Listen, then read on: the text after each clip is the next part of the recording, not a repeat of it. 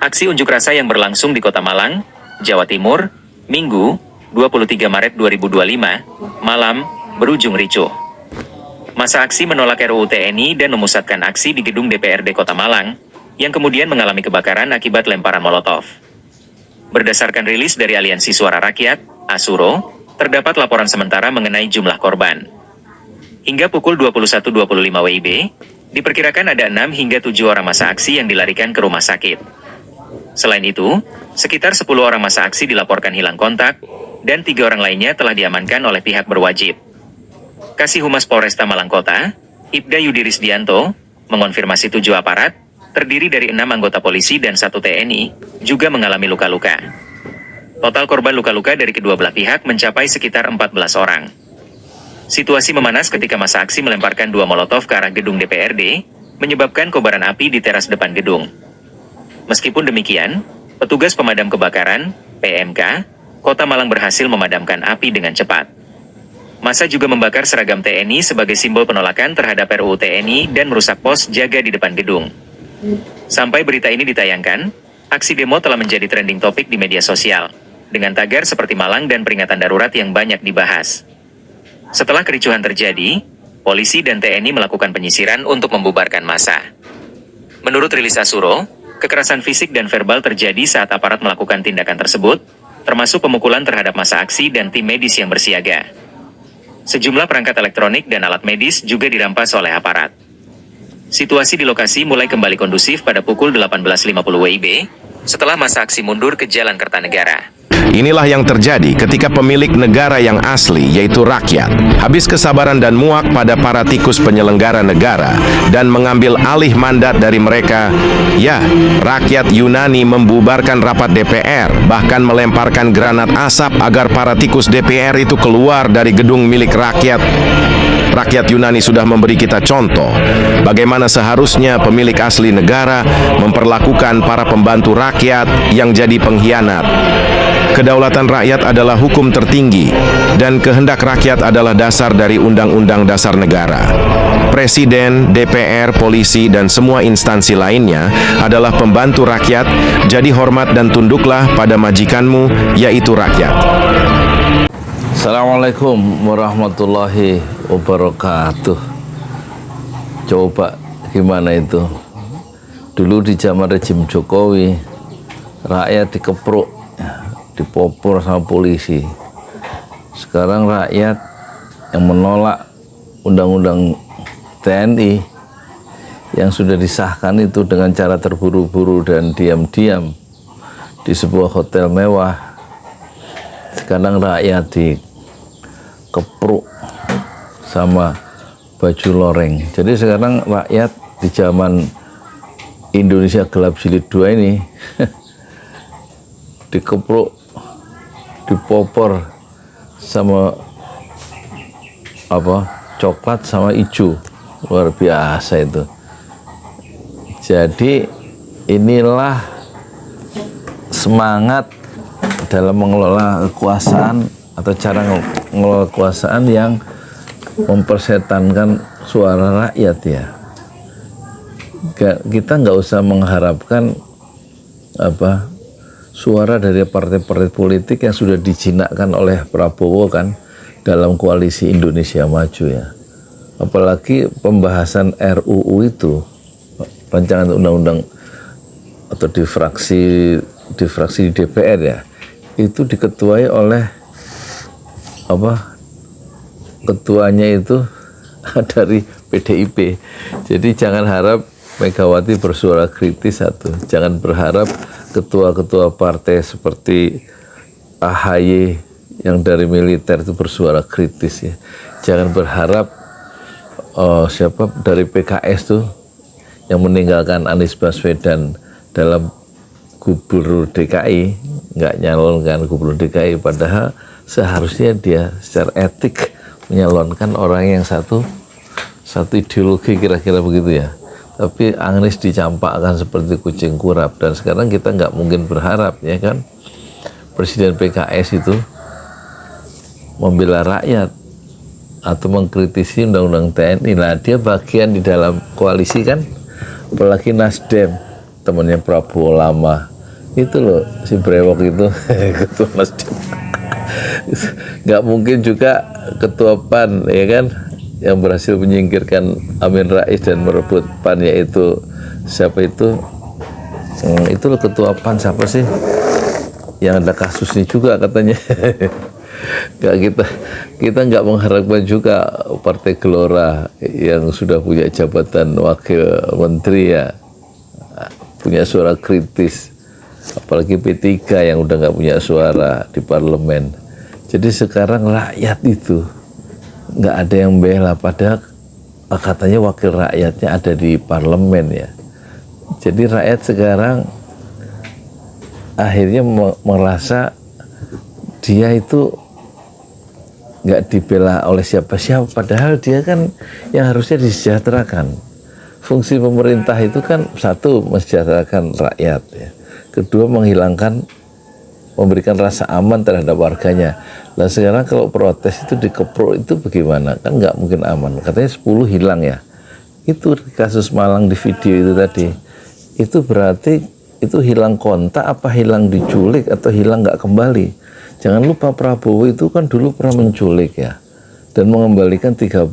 Itu zaman dia punya kekuasaan sebagai Danjen Kopassus tuh loh. Zamannya tahun 97-98, jangan lupa kan Prabowo masa lalunya kan, yang anti terhadap perbedaan pendapat. Dan dia sekarang jadi presiden, kekuasaannya jauh lebih besar.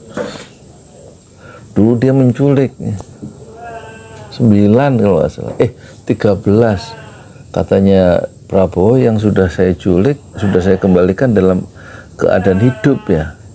Tapi masyarakat menanti itu keluarga yang 9 orang kalau nggak salah, 9 orang apa 13 yang nggak kembali sampai sekarang, sudah hampir 30 tahun kan, 97 sampai 28 tahun nggak kembali. Mayatnya di mana, pusaranya di mana, termasuk Iji Tukul dan kawan-kawan itu yang hilang di zaman Prabowo ya, dan orang mengkait-kaitkan dengan Prabowo. Nah jangan lupa itu track record Prabowo di masa lalu. Sekarang dia menginisiasi membuat rancangan undang-undang TNI saat dia masih jadi Menteri Pertahanan kan. Nah sekarang dikebut pembahasannya, dan akibatnya sekarang mengorbankan rakyatnya sendiri. Apakah Prabowo akan bersuara terhadap jatuhnya korban-korban itu? Apakah dia cuek aja seperti zamannya rejim kemarin ya kan? Rejim kemarin jangan lupa loh, rejim Jokowi yang jahat itu 50 orang itu mati di luar hukum ya, ditembak, termasuk 6 Laskar Front Pembela Islam di kilometer 50 itu kan dibunuh oleh negara kan, oleh anggota polisi dari Polda Metro Jaya. Yang memerintahkan siapa waktu itu kan, kalau tidak salah Fadil Imron ya, Kodam 5 kan, dan terus itunya Dudung Abdurrahman TNI-nya itu Kodam 5-nya, tapi Polda Metro Jaya-nya kan Fadil Imron. Semuanya kan nggak bersahabat terhadap Habib Rizik ya, yang bersuara kritis itu, sehingga kemudian 6 orang dibunuh, kemudian Habib Riziknya setelah diadakan percobaan pembunuhan yang gagal di kilometer 50, tapi 6 orang santrinya dibunuh, ditembak, jahat itu kan. Dan Jokowi tidak memberikan blame, tidak mengecam pembunuhan yang jahat itu. 6 orang mati ditembak dengan 19 peluru. Jangan lupakan kekuasaan itu kemarin yang akan dilanjutkan. Kekuasaan, kebijakan politik Jokowi diteruskan oleh Prabowo. Nah ini berbahaya, pendekatan militeristik tampak lebih kuat. Kemarin orang sipil aja jahatnya begitu ya kan. Tapi jangan lupa waktu pembunuhan yang 8 orang di Bawaslu itu, kepala Kapolrinya Tito Karnavian yang sekarang masih di Menteri Dalam Negeri. Berarti pikirannya masih sama kan, rejimnya orang-orang lama yang punya paradigma anti perbedaan pendapat dan melenyapkan orang begitu rupa ya. Baik paradigmanya Prabowo tahun 98 apakah sudah berubah saya nggak tahu. Tetapi ini ada orang 10 hilang kontak dalam demo ini, coba. Itu benar-benar HP-nya dirampas sehingga tidak bisa dihubungi. Tentu setelah mereka ditangkap pasti disiksa kan di kantor polisi kan. Tapi yang yang dilawan di Malang itu, kebetulan Malang saya dilahirkan di sana, jadi saya merasa secara emosional terikat dengan ngalam. Lah saya arek ngalam. Itu sekarang rakyat berhadapan dengan dua pihak yang dibiayai oleh rakyat ya. Satu yang bersenjata, satu warna coklat, satu warna hijau. Maksudnya TNI sama Polri. Wah, makin buruk ini negara Indonesia, makin gelap ya. Betul itu, Indonesia gelap jilid 2 ya. Kata Hasan Nasbi, Ketua Komunikasi Presiden, Kepala Kantor Komunikasi Presiden, siapa yang bilang gelap? Indonesia terang. Kata Luhut orang lama nih, orangnya Jokowi kan. Siapa bilang Indonesia gelap? Mukamu aja yang gelap. Loh, ini respon-respon yang tidak mengembangkan naratif, justru menyalahkan orang. Inilah yang menjadi ciri khas dari pemerintahan Prabowo. Perbedaan pendapat dalam undang-undang TNI itu disikapi dengan apa? Ya sama, disikapi dengan keras ya. Ini blunder awal dari Prabowo, dan tampaknya satu saat kalau rakyat marah itu istana bisa digulung ya. Kasus di Yunani tadi misalnya kan, dan yang naik tentu Gibran ya. Ini Prabowo dalam bahaya. Gibran akan naik sengaja, mungkin dibikin satu chaos gini sehingga Prabowo dipaksa untuk mengundurkan diri karena tekanan internal dan tekanan internasional. Mungkin saja kan yang naik adalah Gibran, karena itulah yang dirancang sejak awal, kata siapa ya, kata pengamat gitu. Dan ini sangat berbahaya kondisi-kondisi ini karena tersumbatnya proses-proses diskusi. Dan untuk situasi yang seperti ini kita harus kembali bukan ke ketua-ketua partai yang sudah dijinakkan oleh Prabowo dalam koalisi Indonesia Maju, tapi kita harus berpihak atau mengambil referensi pada orang yang masih tidak terkontaminasi oleh kekuasaan yang berbahaya itu ya. Yaitu yang saya maksud adalah Anies Baswedan. Kata Anies Baswedan, undang-undang TNI itu disahkan minim partisipasi publik ya, bahasanya itu kan, kalau bahasa keren itu minim partisipasi publik. Terus dia ingin mengakses draftnya undang-undang TNI aja nggak bisa tuh, coba. Harusnya kata Anies Baswedan, ini perlu diperhatikan ucapan Anies Baswedan ya, karena ucapan seorang tokoh itu lebih layak diperhatikan ya daripada jutaan orang biasa, kebiasaan orang biasa daripada kebiasaan jutaan orang awam ya.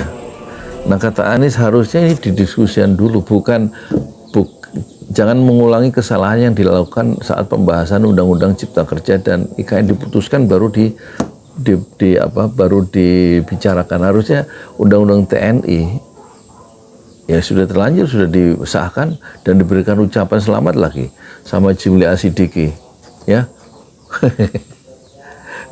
Terlalu sederhana memberikan ucapan selamat ya. Siapa? Jimli, bekas ketua Mahkamah Konstitusi itu loh ya. Sayang ya, ucapan selamat untuk proses-proses yang tidak demokratis ya. Kata Anies Baswedan, ini dengerin Pak Jimli Asidiki, harusnya undang-undang TNI itu dibicarakan dulu, didiskusikan dulu oleh rakyat di mana-mana, di berbagai tempat. Jadi supaya konsep itu matang dulu. Begitu Pak Jilbi, setuju nggak sama ucapan Anies Baswedan? Saya sih sebagai yang gelarnya bukan profesor doktor, yang pekerjaan tukang bubur ayam, kayaknya omongan Anies Baswedan bener tuh, secara common sense ya, secara akal sehat gitu ya. Diomongin dulu undang-undang itu, dibicarakan dulu, jadi sehingga konsep itu matang. Kan ada penolakan, lawang tempat diskusi mereka, pembahasan mereka di hotel mewah itu didobrak kok, karena ada videonya didobrak sama koalisi masyarakat sipil kan, dan orang mencemaskan tentang bukan hanya difungsi ABRI tapi multifungsi ABRI sekarang, perwira aktif baik dari sekarang dari TNI, nanti dia ngiri dengan kemarin yang dianak maskan Polri itu hampir 1.000 orang menduduki jabatan-jabatan sipil zaman Jokowi tanpa melakukan satu apa istilahnya meritokrasi, nggak berdasarkan prestasi tapi berdasarkan koneksi yang dekat dengan kekuasaan itu yang ditempatkan di pos-pos atau di posisi-posisi strategis gitu ya. Nah itu seharusnya tidak terjadi ya kan? Masuknya perwira-perwira aktif di jabatan-jabatan sipil. Nah itu rupanya mungkin TNI itu merasa tidak diperhatikan kan zaman Jokowi itu. Anggarannya juga kurang dibanding Polri. Nah, sekarang mereka mengajukan undang-undang itu, tapi mereka lupa ya.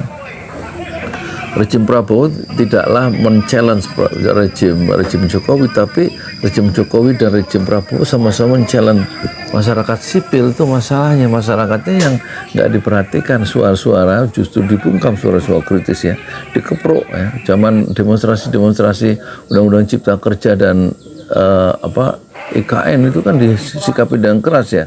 Setiap sikap berbeda pendapat dan penguasa, dan tampaknya sekarang Prabowo melakukan satu blunder yang pertama dan berbahaya ini, karena kemudian sudah masuk trending topik dan dinyalakan darurat ya, Indonesia darurat itu.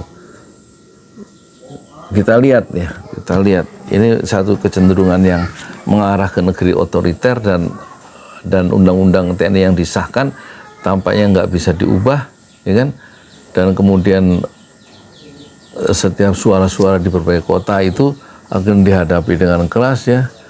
HP-HP dihilangkan, jangan-jangan nyawa-nyawa akan dihilangkan, dan banyak orang yang protes akan dipenjara. Dan inilah satu rejim. Kalau itu terjadi, maka inilah rejim yang jahat, yang meneruskan rejim Jokowi yang jahat, dan rakyat tetaplah harus tetap sabar melihat sultanun jair, yaitu sultan penguasa yang zalim terhadap rakyatnya sendiri. Sekarang kita bahas dari segi Islam. Kekuasaan itu Allah yang nitipkan, bukan milik orang itu, dan nanti dipertanggungjawabkan di akhirat. Yang memberikan kekuasaan itu Allah, yang mencabut kekuasaan itu Allah. Ya kan, satu. Itu di surat Al-Imran. Yang kedua, ada 7 kelompok yang nanti dilindungi di hari kiamat. Di saat tidak ada perlindungan kecuali perlindungan Allah. Satu, pemimpin yang adil. 2, remaja, pemuda yang hidup, yang tumbuh dalam ibadah kepada Allah. Dan yang ketiga, orang yang hatinya itu lengket terhadap masjid. Sab'atun yuzilluhumullahu yawma la zilla illa zilluh. Ada 7 kelompok yang mendapatkan perlindungan di akhir akhirat, di saat hari itu berbahaya. Tidak ada perlindungan kecuali perlindungan Allah. 1, pemimpin yang adil. 2, yaitu imamun adlun, penguasa yang adil. Ini undang-undang TNI menimbulkan korban, menimbulkan serangan-serangan dari masyarakat sipil berupa narasi-narasi yang keras dan terbuka. Itu disikapi dengan kekerasan oleh aparatnya. Yaitu kasusnya di Malang. Ini menunjukkan ada ruang-ruang yang dipersempit ya. Ruang-ruang oposisi. Oposisi bukan kebebasan bicara, tapi kebebasan berpendapat yang berbeda dengan penguasa. Itu harus dibuka ruang. Tanda demokrasi itu hidup. Menurut siapa? Anies Baswedan. Saya kan belajar sama dia. Terus ada election yang adil, dan itu yang nggak terjadi kemarin kan. Harus ada oposisi, ya kan? Yang kebebasan untuk menyatakan pendapat terhadap sikap penguasa yang kebijakan-kebijakan politiknya yang berbeda dengan rakyat, itu harus diberikan ruang. Nah, yang berikutnya anak remaja yang tumbuh dalam perhambaan kepada Allah itu yang akan selamat di akhirat bersama pemimpin yang adil. Dan yang ketiga, orang yang hatinya itu lengket terhadap masjid ya.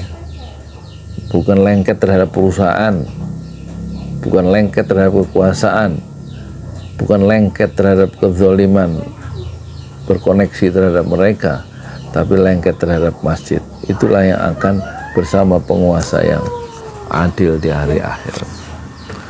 Bagaimana menurut Anda? Ya, Bu. Salam. Apa? Ada. Kayaknya masih tidur. Ngirim apa? Oh, ini titipan dari Bu Lurah. Terus? Harus ketemu. Enggak, Ini dari siapa? dari Bu Lurah. Enggak, Ibu. Oh, dari itu kakaknya Bu Lurah. Kakaknya Bu Dari Lurah. BKMT ya. Oh, dari BKMT. Iya. Ini buat Bu Haji. Iya. Buat saya mana? Oh, Juris. Eh?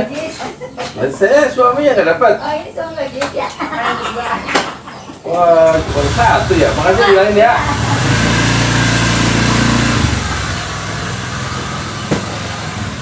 THR dari Bu Lurah.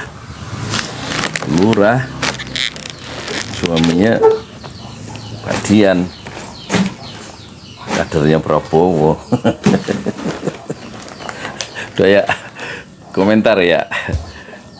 Jadi harusnya dibicarakan dulu itu kata Anies Baswedan, biarkan dia menjadi satu diskusi di mana-mana undang-undang TNI yang sebelum disahkan. Nah, kekeliruannya Prabowo, kekeliruan rejim ini adalah mengulangi kekeliruan pembahasan Undang-Undang Cipta Kerja dan IKN.